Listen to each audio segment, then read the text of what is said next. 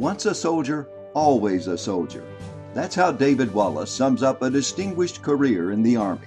Born on a farm in northeast Arkansas, the son of R.D. and Faye Wallace. David Wallace began a love for flying and the military at a young age.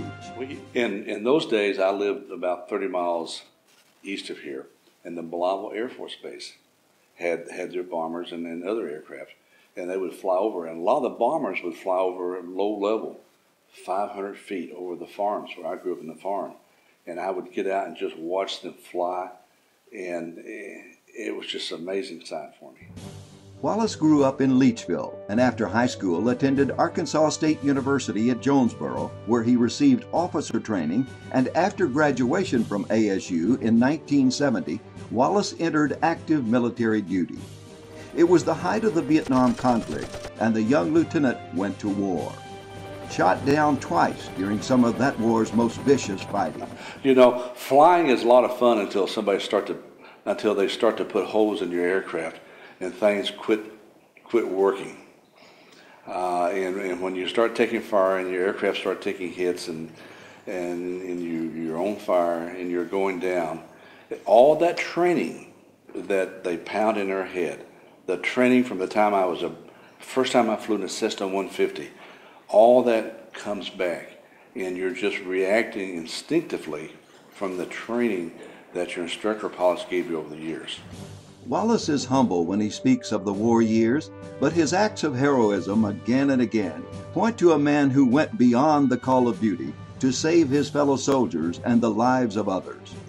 Wallace served as a lieutenant in Task Force Gary Owens of the 1st Cavalry Division, which was awarded the Presidential Unit Citation for combat action during the bloody Easter Offensive of 1972.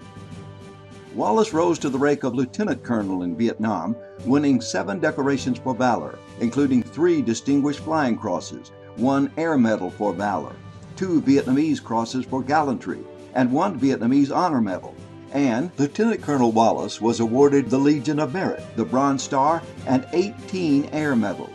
In 1972, Lieutenant Wallace was platoon leader and aircraft commander of a flight of 4 Cobra helicopters flying support of a besieged South Vietnamese outpost. In bad weather and withering enemy anti-aircraft fire, Lieutenant Wallace and his men successfully destroyed one target after another, resulting in the rescue of the outpost and putting the enemy in full retreat.